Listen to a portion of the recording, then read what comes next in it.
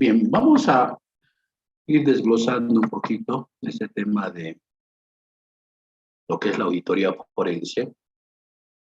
Y es un elemento que hasta el día de hoy, a pesar de tanto intento que vamos a ver ahora, no ha podido crearse muchos profesionales en este campo. ¿Ya? Les mostraba, por ejemplo, que todos los años el IDIF anda contratando gente para el IDIF como auditor forense. ¿Ya? Pero también podía darse como parte privada dentro de algunos procesos, tanto conflicto que hay en Bolivia, que al final, por la famosa ley Marcelo Quiroga Santa Cruz, todo es esto. O sea, vamos a ver cómo se focaliza este tema. ¿Ya? A ver, el año 2002, ¿cómo ha nacido esta auditoría acá? En el gobierno de Tuto Quiroga, ¿ya? Organizó con el auspicio del gobierno americano. Ya era el gobierno americano que manejaba el país en la práctica, pide de que se organice una auditoría forense, dado el nivel de construcción que vive el país. Entonces, este curso costó $1.000.000 y fue impartido a 25 auditores de la Contraloría a nivel nacional. Se los declaró en comisión durante 10 meses ya de capacitación continua, 8 horas diarias. O sea, en vez de trabajar, era cursos, donde en la misma Contraloría. Este curso fue impartido por la Guardia Civil Española. La Guardia Civil Española, al igual que la policía acá, tiene una estructura interna de peritos, de forenses, de investigadores. ¿Ya? Pues toda esa gente vino a impartir las clases acá para el tema de investigación. Y para el tema de auditoría vino la Pricewaterhouse, ¿ya? Que era la firma número 1 de Estados Unidos. Pues una vez que terminó este curso, el nuevo gobierno americano otorga un financiamiento no reembolsable al gobierno de Gonzalo Sánchez de Lozada para que nombre una delegada anticorrupción. Es decir, como no tenía, nació muy de golpe, esa delegada anticorrupción es una especie de ministra sin cartera, ¿ya? Se llama ministra sin cartera porque no tiene dependencia hacia abajo. ¿Ya? Por ejemplo, ¿qué pasa? El ministro de Obras Públicas tiene instituciones públicas y empresas públicas. BOA, SAPSA, ASANA, la DGAC dependen como empresas públicas del Ministro de Obras Públicas y también tiene instituciones como Vivienda, tiene la parte de la ABC, de la Caseteras, etc. ¿Ya? Entonces la delega Gonzalo Sánchez de Lozada a esa señora doña Lupe Cajías como delegada anticorrupción. Y lo que hace esta señora es crear los famosos grupos EAS. EAS sean equipos especializados anticorrupción. Entonces se dedica a organizar reuniones semanales de gente de la Contraloría, gente del IDIF, de la UIF, de la Fiscalía, de la PLCC, a objeto de darle una estructura a esto. ¿Ya? Pero viene Gonzalo Sánchez Lozada se va, viene Carlos Mesa se va y viene Rodríguez Belcé. Rodríguez Belcé dice, no, en Bolivia lo que hay que hacer es primero luchar con el tema de la transparencia. ¿Ya? Aquí todo el mundo va a hacer corrupción si no se pone a la luz el tema de la información. Y es así que cambia la delegada anticorrupción por delegado de transparencia. Y nombra al señor Javier Díez de Medina como delegado de transparencia, igual como ministro sin cartera. ¿Ya? El financiamiento no usado por la señora Lupe Cajías lo utiliza este señor Javier Díez de Medina. Entonces, el año 2004 entra en funcionamiento el IDIF, también con financiamiento del gobierno americano, con la División Especial de Auditoría Forense. Entonces, el gobierno americano dice, hemos creado auditores forenses, hemos financiado cursos, hemos creado delegados anticorrupción de transparencia, por lo tanto, el IDIF debería tener una división especial con auditores forenses. Pasa cambio de gobierno y crean un viceministerio anticorrupción en el gobierno de Evo Morales. Y el 2007, Evo Morales dice, mejor crearemos en vez de los EAS, equipos especializados anticorrupción, un plan integral para luchar contra la corrupción. Es decir, a todos los funcionarios capacitados por el gobierno americano ya sea en los cursos de la Contraloría, en los cursos de la PCC, de la Fiscalía, de todas las instancias, dice, todo ese equipo, los declaramos ítem cero para que no pierdan sus trabajos y que vayan a trabajar todo el tiempo de manera continua en un plan integral anticorrupción. ¿Por quiénes estaba compuesto? Por un auditor, dos fiscales, un auditor de la Contraloría, un auditor del IDIF, de los forenses del IDIF, el analista financiero de la UIF, dos policías con grados de capitán, especializados en anticorrupción en Estados Unidos, y dos fiscales considerados superfiscales.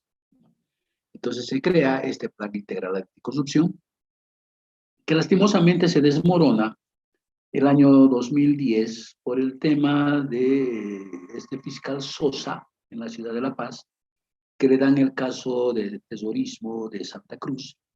Y este señor se hace millonario pidiendo coimas para no encerrarlos a las personas de poder en Santa Cruz. Ese señor se fuga del país y un poco se debilita este plan integral anticorrupción debido a la corrupción dentro del plan integral anticorrupción. ¿Ya? El año 2009 ya crea el Ministerio de Transparencia Institucional y Lucha contra la Corrupción, ya a nivel de ministerio. El 2010, por la presión, se crea o se promulga la ley 004, que es la ley de anticorrupción, que todo el mundo la conoce por la ley Marcelo Quiroga Santa Cruz. El año 2011 se promulga la ley 170, que es la ley antiterrorismo. El 2018, el gobierno, al ver que su financiamiento no es nuevamente aceptado por el gobierno de los Países Bajos, retorna el ministerio a viceministerio, dependiente del Ministerio de Justicia. Nos dicen ahí van a trabajar mejor tanto el Viceministerio de Justicia, Ministerio de Justicia como el Viceministerio Anticorrupción, que depende del Ministro de Justicia. Y el año pasado se promulgó una ley, la 1390, que es del 27 de agosto, y es la ley de fortalecimiento para la lucha contra la corrupción, donde se hacen cambios estructurales para lo que es la auditoría. ¿Por qué estamos hablando de este tema de corrupción o de corrupción? ¿Ya? Resulta que este es la base, ¿ya? de una auditoría forense en Bolivia. Como dice acá, el éxito de una auditoría forense está supeditado al conocimiento que tenga el auditor de nuestro Código de Procedimiento Penal, Código Penal y la Ley Marcelo Quiroga Santa Cruz, porque está focalizada en tres aspectos principales. Primero, los riesgos corporativos. El gobierno, a partir del año 2006, tenía la imperiosa necesidad de intervenir las empresas capitalizadas, porque es un mandato de un referéndum que lo hizo Carlos Mesa, y disponía que se recuperen las empresas capitalizadas, las concesionadas y privatizadas. Entonces, ningún gobierno se va a meter de una manera sin respaldo a intervenir. Entonces, previamente a la intervención se han hecho auditorías forenses para demostrar los malos manejos que habían hecho los capitalizadores. También se utilizó para el tema del lavado de dinero, ¿ya? Mediante ajustes que se hizo al Código Penal.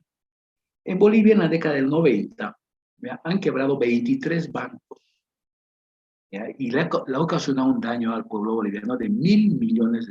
En esa época era mucha plata para que Bolivia se haga cargo de pagar esto.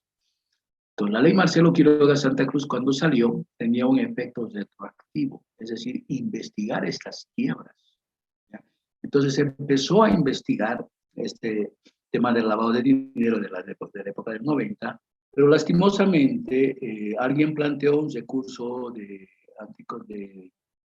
constitucionalidad de la ley Marcelo Quiroga Santa Cruz y dijo, ninguna ley es para el pasado, todo debe ser para el presente. Y el fallo del Tribunal Constitucional establece que sí, ninguna ley puede afectar el pasado. Por lo tanto, este tema del lavado de dinero se utiliza, pero con otro tipo de mecanismo, no como se habría creado la auditoría forense de investigar tanta quiebra de bancos en Bolivia. Y también se utiliza para la ley Marcelo Quiroga Santa Cruz para los casos de corrupción, que en este momento es lo que más se usa. Hemos visto que las auditorías forenses están inmersas en todas las imputaciones y acusaciones que se hacen en materia de corrupción. Ahora bien, esta auditoría, para hacer esta auditoría forense, su obtención de evidencia es completamente diferente. ¿Ya? Cuando vinieron estas dos instancias, que era la Guardia Civil de España, ellos nos dieron el know-how, es decir, el conocimiento de cómo se hace la investigación. Y la Pricewaterhouse, cómo se hace la auditoría. Pero la Pricewaterhouse nos enseña a hacer auditoría financiera, ¿no? En cambio, los policías nos dicen, no, cómo se debe trabajar con el tema de la investigación. Entonces, lo primero, establecen y dicen, no podemos viciar de nulidad una prueba. Por lo tanto, debemos ceñirnos y trabajar para obtener evidencia o pruebas contemplando lo que dice nuestro Código de Procedimiento Penal. Y no solo nuestro Código de Procedimiento Penal, sino también la Constitución Política del Estado y las leyes especiales. Entonces, hay que tomar en cuenta lo siguiente para hacer una auditoría forense. Primero, toda prueba tiene mayor relevancia, es decir, mayor importancia, si se obtiene a través del fiscal o juez, ya sea mediante requerimientos judiciales o mediante requerimientos fiscales. Se debe tomar en cuenta, ya como investigadores, los aspectos o las limitaciones que se tienen. Por ejemplo, el tema del secreto bancario, el tema del secreto tributario. No se puede vulnerar esto en ningún tipo de investigación, ¿ya? Lo que ocasionaría, si se vulnera este secreto bancario y tributario, es de que se está viciando de nulidad las pruebas, ¿ya?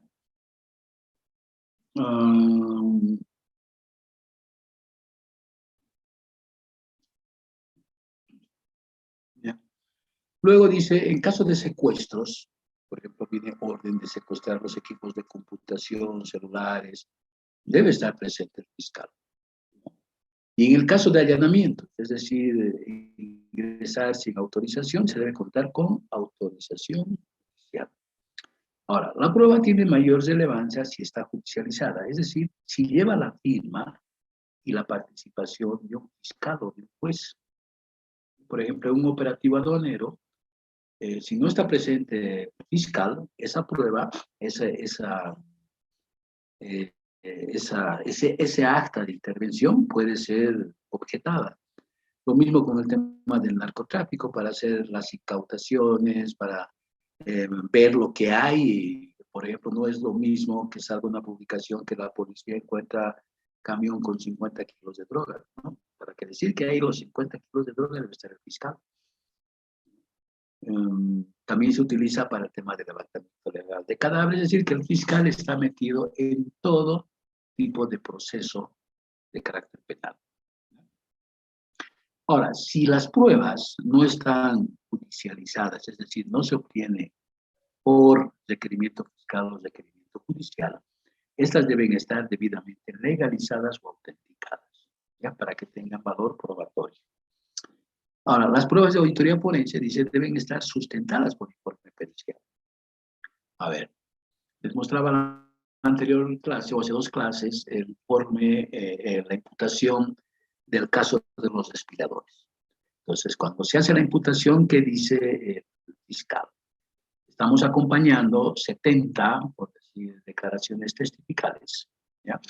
Y 140 pruebas documentales y periciales. Entonces, por ejemplo, en el caso del auditor que hace esta auditoría, para decir que esos respiradores ya no eran aptos para su uso en terapia intensiva, requería que un experto lo diga, ¿ya? Entonces, para eso se ha contratado expertos y ese informe está sustentado por esos informes periciales. Y lo mismo, que esos equipos no pueden ser usados para los fines para los cuales se había comprado. ¿Ya? Eran simplemente respiradores. Entonces, ¿qué requería el auditor? Que un perito le diga todo eso. Ahora, la prueba pericial tiene mayor relevancia y tiene la calidad de prueba preconstituida si es obtenida de. Las pruebas que da el IDIF son pruebas irrevocables por nadie. Y les voy a poner como ejemplo algo que ha sucedido hace poco en Yapacaní. Creo que ya les comenté. En Yapacaní, después de que enterraron al niño, vino la población y su manifestación y pedía la denuncia de la juez, que era una señora. Y la juez sale al encuentro de los manifestantes dicen, yo no tengo la culpa, yo solo administro justicia. ¿Quién debería hacer la imputación y acusación sobre el tema de violación, el tema de transmisión de enfermedades venéreas? Es el fiscal. Y el fiscal sale y dice, yo no, o sea, yo he hecho la imputación en base a lo que me ha dado el médico forense. Y el médico forense en su informe simplemente me ha dado sobre el tema de transmisión de enfermedad sexual o de transmisión de enfermedad venérea, pero no me ha hablado en ningún momento o escribe en su informe sobre violación. Yo no puedo pedir. Por lo tanto, ¿quién es el que ha fallado acá? Es el médico forense, el IDIF ha fallado. ¿Ya? Por lo tanto, lo que diga el IDIF es prueba preconstruida. ¿Me entienden? Es la base, es para el tema del proceso penal. Ahora bien, les daba el ejemplo de que en el caso de los respiradores se adjunta 140 pruebas documentales y periciales. Pero de esas 140 pruebas, una es la que va a sustentar la existencia del delito o el hecho principal. Entonces, a esta prueba se le denomina prueba directa, prueba plena, ¿ya? Porque está demostrando la comisión del delito. A ver, en el caso, por ejemplo, de un hecho de sangre donde el médico forense dice, aquí hay impedimento de más de 180. Entonces, ¿quién está demostrando la existencia del delito? Es el médico forense, al decir, aquí hay lesiones gravísimas. Entonces, esa es la prueba directa, la prueba plena, aquí hay el delito. Ahora, las otras pruebas sí van a ayudar, van a coadyuvar y determinar cuál va a ser la sanción, cuántos años se va a pedir, cuántos meses, cuántos días, ¿no? Entonces, a eso se le llama prueba indirecta. O sea, que apoya en el proceso de investigación, pero que no puede ser utilizada para emitir la sentencia o la imputación. También se denomina prueba secundaria, ¿ya? Porque no ayuda, o sea, puede apoyar en el inicio del proceso, puede coadyuvar en el proceso, pero con eso no puede dictar sentencia, ¿ya? Y aquí se me viene a la mente algo que sucedió hace algunos años en el banco, cuando el centro de monitoreo, que revisa las cámaras al azar del banco, vio que en la bóveda de Santa Cruz, la encargada hizo caer un fajo de billetes y no lo levantó y se salió. Y él hizo la denuncia correspondiente, le informó a su jefe al gerente, el gerente a servicios legales junto con el auditor, deciden destituir a la persona, iniciar una acción legal y pedir su detención. Aquí se estaba vulnerando muchos derechos, para empezar el derecho al debido proceso en el tema administrativo, el tema laboral, porque se las despidió sin ningún proceso. Y cuando se inicia la acción, se le inicia simplemente con esas dos pruebas, con la prueba de una cámara y la prueba del arqueo del auditor interno. ¿Qué les dije del auditorio interno? ¿Qué les dije del auditor privado? Es que no sirve para sacar, no es prueba plena, en otras palabras, no sirve para sacar sentencia. Y lo mismo, una filmación no sirve para sacar sentencia. Los transcurren los 2 años que fue pidiendo el fiscal para hacer la imputación o la acusación. Al ver que no tenía elementos, va al banco y dice, ustedes se han comprometido a coadyuvar en esta investigación. Lo único que me han dado es esas pruebas de la filmación y del arqueo. Y el arqueo es un informe, con su informe. Entonces dice, lastimosamente no puedo hacer la imputación. Entonces el juez que hace dicta simplemente el sobreseimiento y además declara extinto. Dice, no hay aquí materia para investigar. Y le pedimos perdón a esa persona que la hemos presa 2 años. Y esta persona que ha estado presa 2 años inicia su acción laboral ahora y dice, bueno, me han despedido sin justa razón y ahora me devuelven mi empleo, me pagan mis salarios devengados de los 2 años que no he trabajado y los 2 aguinaldos que justo ese año se pagaron doble. Y el juez que dice, sí, corresponde porque y volver. Y una de las exigencias de la señora era volver a la bóveda y volvió a la bóveda. ¿Por qué? Porque no había pruebas directas, solo había pruebas indirectas. Ahora, la investigación forense hemos dicho que buscamos 3 elementos, el lavado de dinero, buscamos el tema de la corrupción y de los fraudes corporativos. Entonces veamos cómo se hace normalmente el tema del lavado de dinero. La UIF, que es la Unidad de Investigación Financiera, tiene que dar capacitación por lo menos 3, 4 veces por año a los gobiernos corporativos sobre el tema antilavado. Ya son exámenes que se toman porque la UIF depende de la GAFI. Y la GAFI tiene que tener conocimiento que los directores de los bancos, los ejecutivos de los bancos, han sido capacitados en esto.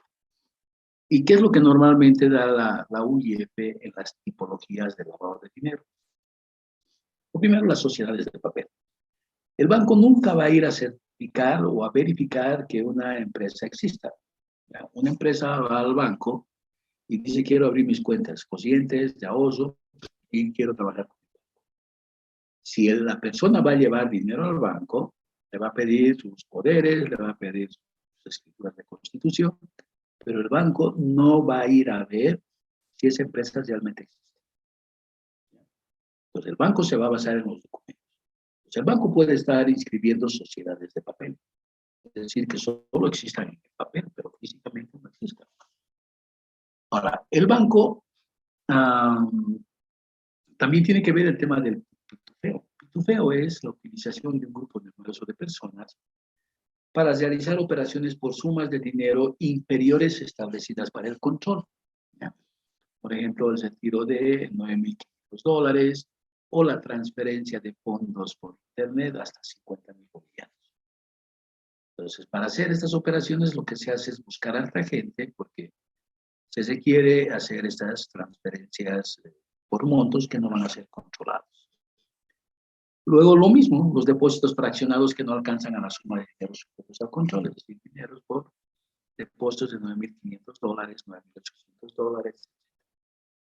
El tema del fraccionamiento de dinero, en vez de ir al banco, que quede constancia de que yo quiero que me fraccionen dinero. ¿Ya? De los cortes, hay una norma que establece como función de este elemento del fraccionamiento de dinero. El fraccionamiento de cuentas. ¿Ya? Esto en Bolivia ha proliferado. Yo puedo tener 10, 20, 30 cuentas, no puedo decir nada.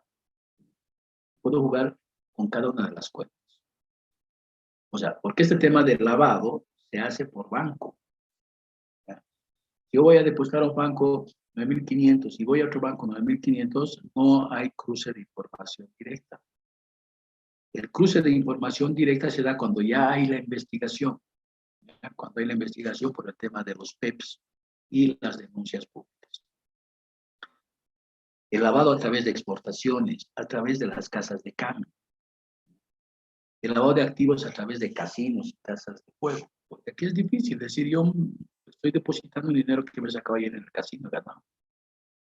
El casino no me va a dar ningún papel y no le va a dar ningún papel a nadie. El casino lo único que va a hacer es entregar las cámaras, los videos, si es que se tiene para la investigación, y solo guarda por 180 días. Ahora vamos a ver 3 tipos de instituciones que se utilizan para generar estos conflictos. Ahora vamos a ver lo que son las sociedades de papel. Es una entidad constituida legal. ¿Ya? Carece de existencia física, no existe físicamente. Y además no cumple su objeto social. Pero eso se utiliza para penetrar circuitos financieros o bursátiles en cualquier parte del mundo. Nos vamos a dar ejemplos de 2 cosas criollas en Bolivia. ¿Ya? El primero es el NIT de Quillacollo. Resulta cuando estaba en la Contraloría venían denuncias y comentarios de que la alcaldía de Quillacollo era bastante corrupta.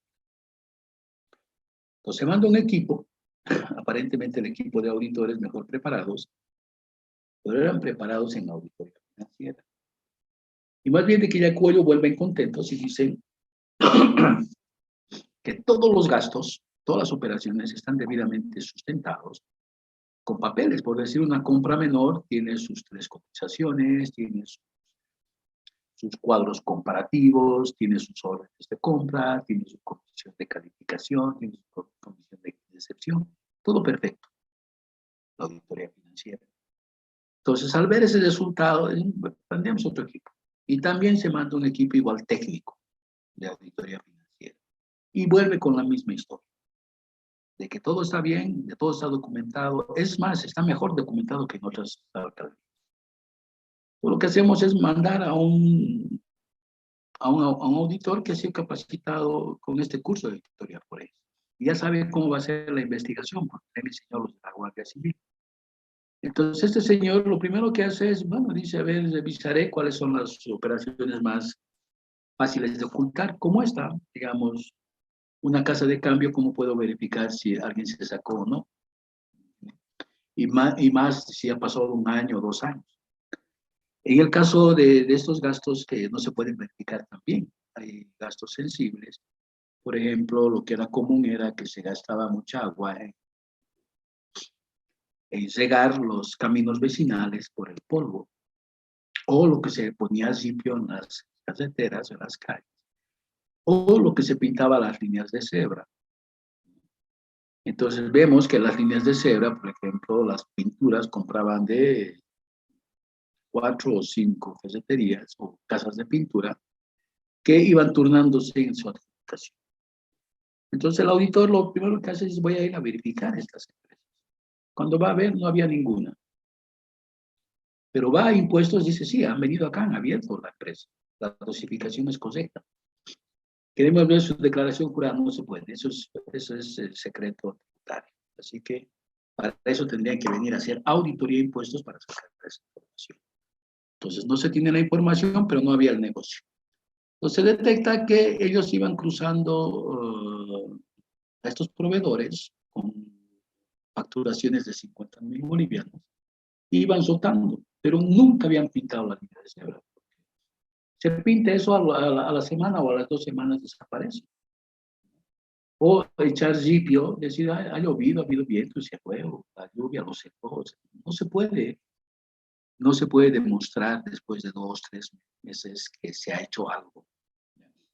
Y en Quillacollo hacían eso. Abrieron como 50 NITs, ya del grupo de apoyo del alcalde para que sea alcalde, y lo que les hacía es documenten, entreguen papeles, y yo les voy a dar un cheque por semana a los proveedores de pintura, a los proveedores de agua, a los proveedores de ripio, todos los que hacen gastos sin que se pueda ver, y después ellos se distribuyen la plata. Entonces, no había obra, no había trabajo, había sí el NIT, había el papel, pero no había la empresa, y los camioneros no tenían camión. Es decir, así se ve viendo la investigación llegando al lugar de los hechos. Porque una auditoría financiera, ¿qué es? Es ir a sentarse en una empresa y empezar a pedir papeles. Papeles, traigan papeles. ¿Ya? Y se hace una auditoría de gabinete. La auditoría forense es una auditoría de campo. Lo mismo ocurría con estas 3 empresas, Condor y Peña, Pacific y Iridium, que eran 3 personas, ya que cada uno era, como les diría, representante legal en materia tributaria. Condor y Peña era de Condor y Peña de Cochabamba, su socio era de Pacific de Pando, y Didio era de el otro socio en el Peña. Entonces, cuando vamos a impuestos, a revisar la información de apertura de estos NITs, resulta que tenían el mismo balance de apertura, tenían la misma dirección, tenían el mismo sello del contador, lo único que cambiaba era el título. ¿Y qué hacían? En un principio sí, las cosas se hacían, eran legal, pero era una viveza. Ellos compraban un camión de cerveza de la taquilla, les daba una factura a la taquilla, y esa factura lo convertían en factura de exportación. Llevaban el camión a Pando. Pando Cobija es una zona franca, toda la ciudad, y todo lo que ingresa a la ciudad es como si se hubiera exportado. Entonces se hace una factura de exportación, y la factura de compra reclaman la devolución del IVA, del ITE, y de del ICE, como 13.000 bolivianos del IVA, hasta ahí son 31.000, y 3% del ITE y el 4% del gravamen aduanero. O sea, aparte de ganar vendiendo las cervezas, les devolvían el impuesto. Eso hicieron las 3, 4 primeras veces. Pero después abren la empresa Iridium en el Beni, y lo que hacía Iridium era comprar las facturas de las distribuidoras de cervezas del Beni. Lo que le decían era que la Paceña, que la fábrica de cigarrillos de Bolivia, que la Taquiña, le emitan factura a nombre de Condor y Peña. Y Condori Peña trasladaba esa su factura a una factura de exportación y lo llevaba a Pando, pero ya no llevaba productos, solo papel, ¿no? Y de esos papeles le devolvían impuestos. Hicieron una fortuna estos. Eso en lo más criollo en Bolivia. Pero veamos esto internacional, ¿ya? El famoso caso de Panama Papers, que explotó el año 2017. Resulta que en 2017 sale a la luz, ¿ya?, todo este tipo de información. 11 millones y medio de documentos, 21 puntos de offshore en jurisdicciones en países que son que tienen cierta tolerancia para este tipo de operaciones. 2.7 terabytes de información de las computadoras y 214.000 compañías del mundo que han creado Panama Papers, o sea, empresas ficticias en Panamá, ¿ya? Empresas de papel. Entonces, esas empresas de papel que se han creado en Panamá hacían sus traslados de recursos a través de estos bancos, que no son los bancos oficiales, sino son offshore. Los offshore son como una agencia de ese banco en un lugar, ¿ya? Entonces, las agencias de estos bancos, por ejemplo, de la Experta, que está en Luxemburgo, del Banque Safra Sarien, también en Luxemburgo, el Credit Suisse, también en las islas de Centroamérica, en Mónaco, que es un principado. Entonces, estos lugares que servían para trasladar el dinero de estas operaciones, utilizaban estos bancos. Pero un año después sale otro escándalo, que se llama Pandora Papers, que ya no es de empresas ficticias, sino son de empresas reales. Estas son, Panama Papers son empresas de papel, estas son empresas fachada, ¿ya? Y en estas empresas fachada aparecen los principales presidentes de Sudamérica. Hagamos el caso de Piñera. Piñera, para ser presidente en Chile, es un empresario, era dueño de LAN Chile, de la línea aérea, tuvo que vender su empresa para ser candidato a la presidencia. Y LAN Chile, junto con TAM, Mercosur, que era del Brasil, se vuelve la TAM. Y es una empresa grande. Pero para ello dice, yo me deshago de mi empresa, pero quiero trasladarle esta mi empresa a un palo blanco. Entonces, ese palo blanco crea su empresa en Panamá, ¿ya? Pero ya es una empresa real.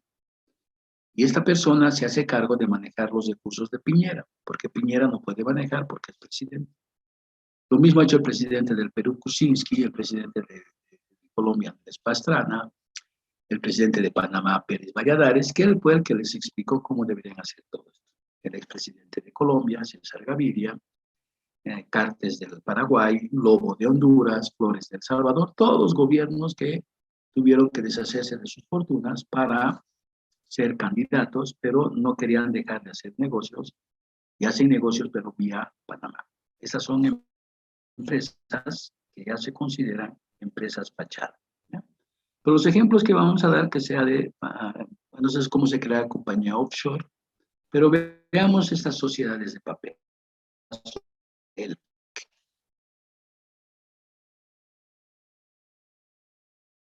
La empresa, primero, que era de Patiño, ¿ya? A inicios del siglo XX, crea esta empresa. Pero Patiño decide donar esta empresa a los que generaban el ingreso. Entonces agarra, la dona a parte de la alcaldía de Cochabamba, a la alcaldía de Colomi, a la alcaldía de Sipe, a Ende, a varias empresas. Y la alcaldía de Cochabamba fue la primera que quiso participar del financiamiento de Italia para hacer la perforación del túnel. Y él dice, yo quiero dar mi contraparte de $9 millones. Entonces hace un acuerdo la alcaldía, la prefectura en ese entonces, la alcaldía de Colombia, y venden el bien. Se compra una empresa chilena, y esta empresa chilena la vende a este grupo que se llama Pennsylvania Power, ¿ya? Que es una empresa americana. Esta empresa esta empresa, Pensilvania, ¿ya? Es de propiedad de dos subsidiarias, ¿ya? De PP LBCH1 y PPLCH2, y son dos representantes legales.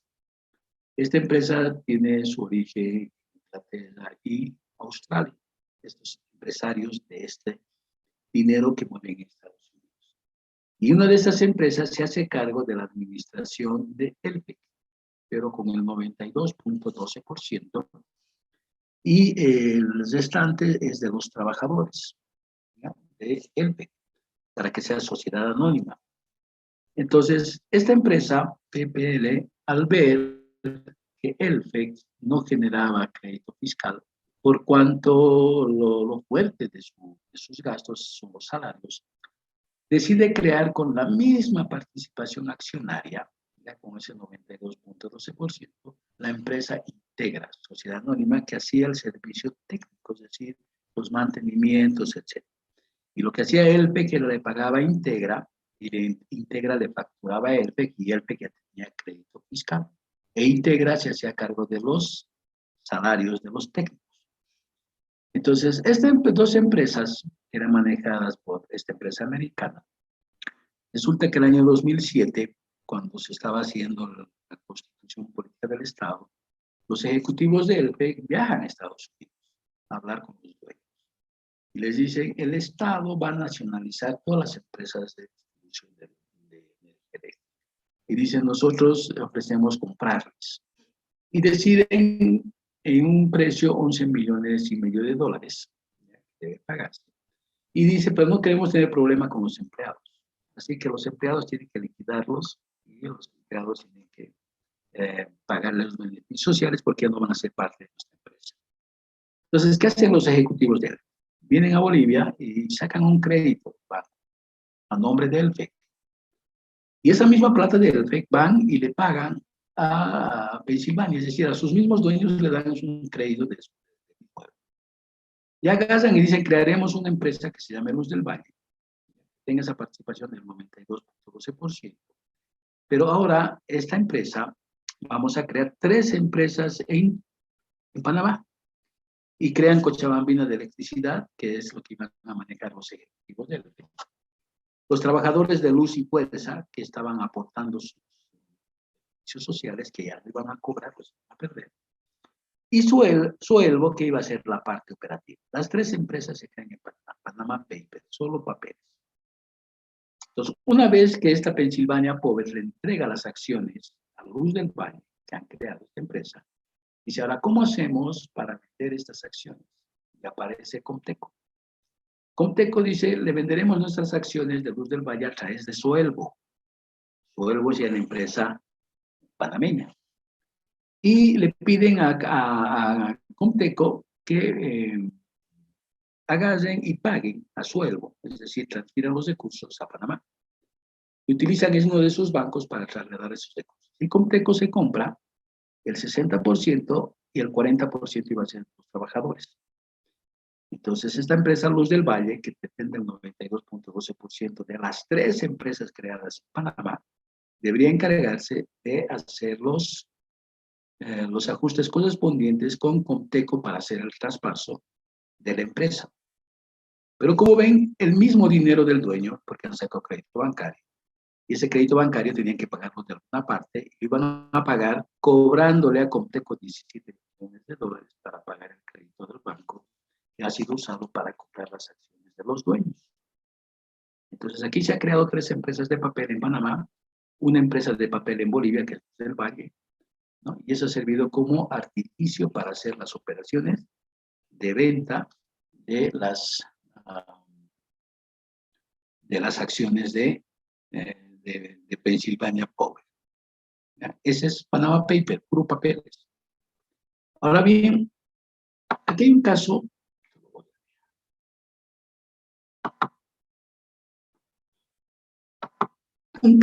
que yo lo estuve investigando personalmente. ¿Ya? Resulta que todo es comentarios, ¿no es cierto? Acá resulta que el caso Comsur era la empresa minera de Boni, en Bolivia, y esta empresa se encargaba de de operar en Bolivia con el nombre de Comsur. ¿Ya? Pero en Bolivia salían denuncias de este tipo. ¿Ya? Por ejemplo, es un periódico, Pueblo Visora de Soberanía, de Oruro, de Potosí, donde dice que nos controlan acá estos extranjeros. Hay 2 empresas transnacionales en Bolivia que controlan la minería de zinc y el año 2009 concentraron el 85% de la producción del país en esas 2 empresas. Son San Cristóbal, que es de Sumitomo del Japón, y Shinchihuayra, que es de Glencore, Suiza. Y aparte están las otras empresas que también producen acá, que es Comsur, que también es del GONI, Emusa, que es también del GONI, Empresa Minera La Solución, Panamá Silver, Santa Lucía, Shinchihuayra y San Cristóbal. Esas son las empresas que manejan la minería del país, porque el resto, los cooperativistas mineros, trabajan como en la época de la colonia. Fíjense esta maquinaria que tiene Shinchihuayra, San Cristóbal, etc. ¿Ya? Ahora, esto sale en denuncias.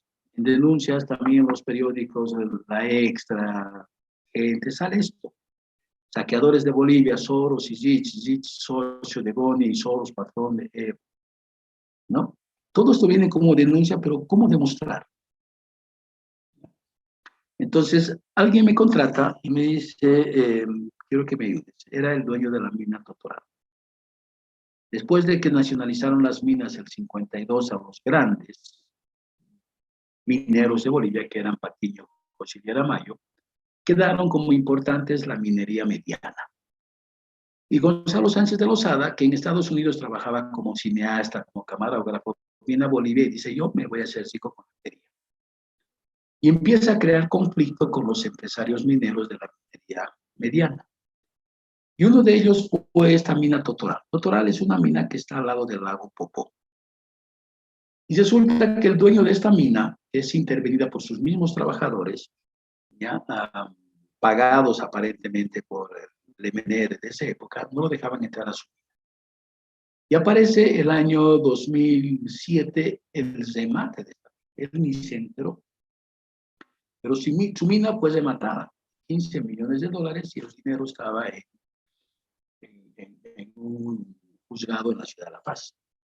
Entonces me dice, te pido que me ayudes. Y yo voy al juzgado y me entero que quien había pagado los $15 millones es la mina San Vicente. Pero los papeles de la mina San Vicente ahora es también, en el mismo caso de Totoral, se había adjudicado la mina Popó, que está cerca al lago Popó, igual que Totoral. ¿Ya? San Vicente es dueño de la mina Totoral y de la mina Popó. En ambos casos, en este $15 millones y en esta 7. Pero resulta que viendo los papeles de San Vicente había sido propiedad de 2 minas, de Porco y de Bolívar. Y que la mina Bolívar había sido de Illapa, igual, Porco es de Illapa. Y Illapa, Colquetaquita y 3 amigos son minas de Shinchihuayra. Y Shinchihuayra es una mina de Glencore, Suiza, el 99% de Shinchihuayra es de Glencore, Suiza. Y el representante de Glencore, Suiza en Bolivia es Soros. Y resulta que, averiguado hasta acá, dijimos, muy bien, veremos de quién es Glencore, Suiza, ¿no? Había sido de Iris Mine, Panamá, el 99%, papel, una empresa de papel. Entonces pedimos información al gobierno de Panamá y el gobierno de Panamá dice, no, esta empresa, Iris Mine, el 99% es de Minas S.A. de Los Ángeles. Entonces se pide ayuda, esto todo se saca por internet, para ver de quién es el propietario de las Minas S.A. en Los Ángeles. Y había sido Minas Nueva York. Y resulta que Minas Nueva York, el 99% es de Gonzalo Sánchez. Pues Gonzalo Sánchez los hace, sigue llevando un promedio de $300 millones por año de lo que produce acá. Y por prestarle su nombre, el Soros le da $50 millones. En otras palabras, sigue habiendo la corrupción, sigue habiendo las estafas, todo eso, que no se puede demostrar porque el apoyo que pedimos al ministerio cuando estaba en el Consejo de Lucha contra la Corrupción, ellos me dicen, no podemos ni siquiera investigar a la Glencore Suiza, ¿ya? Porque sus capitales son de la Glencore. Le digo, no es capital de la Glencore, sí, pero el papel dice que es de la Glencore. La Glencore es la empresa minera más grande del mundo, de Suiza. Pero esta Glencore que abren en Bolivia es una filial de esta Glencore Suiza, pero está el nombre de Glencore de Suiza. Pero cuando analizamos, esa filial de Bolivia había sido Iris Mine. Y Iris Mine es de Minas S.A. Y Minas S.A. es de Minas Nueva York. Y Minas Nueva York es de Puerto. ¿Ya? Se cortó la investigación que demoramos como 1 año y medio. Y el hecho de las técnicas que usan para el lavado de dinero. Esto tienen que tener presente todo el tiempo. El lavado de dinero se da cuando el dinero ingresa al banco. ¿Ya? Este es un tríptico de un banco de Perú, creo. Que en todo lado tienen que hacer esta promoción. Entonces, ¿qué hace? En el Perú, en Bolivia, en todo lado es lo mismo. ¿Ya? En cada operación que sea menos de 10.000, buscan gente y para mover el dinero. El dinero ingresa al banco y ya está lavado. Entonces, ¿cómo hacen? Por ejemplo, yo quiero comprarme un auto de Toyota. Toyota me va a agarrar y va a decir, sí, vaya y deposite. ¿Qué vagoneta? Hablaremos del caso de Juan Pari, que quería comprarle una camioneta a su papá, o una Land Cruiser. Agarra a su amigo, le dice, yo te doy los $104,000, anda y deposita a la cuenta de Toyota. A Toyota, y ese es su amigo, agarra y dice, es dinero, producto de ahorros, y en el banco le hacen caso. Entonces, ha ingresado al banco a la cuenta de Toyota, el dinero se ha lavado. Ahora, ese dinero va a salir de la cuenta de Toyota y se va a convertir en un bien, en un vehículo. El vehículo ya no está observado, es decir, a Toyota no se le puede observar, ¿ya? Porque Toyota no ha hecho el depósito. Entonces viene a Juan Pari, se le observa porque comete un delito financiero y se investiga sus cuentas.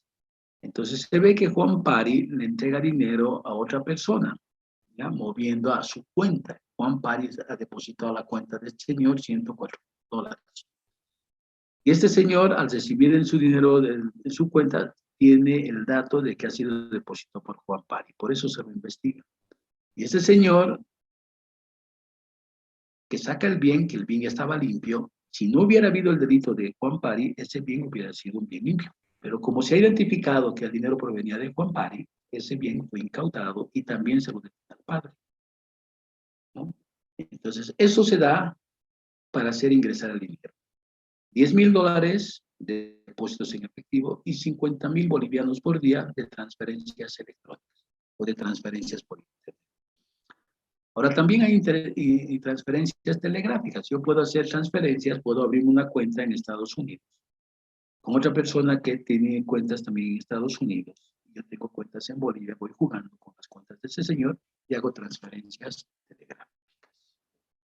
Me compro ya en compañías fachadas, compañías de papel, y lo que vamos a ver más adelante también es la venta fraudulenta de bienes inmuebles.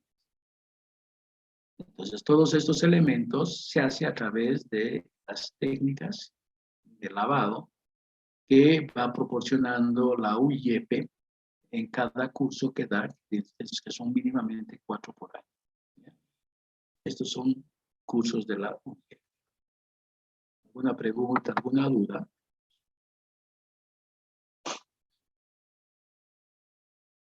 ¿Dudas, preguntas? No le hice todo claro. Listo, cuídense, abríguense hasta el día viernes.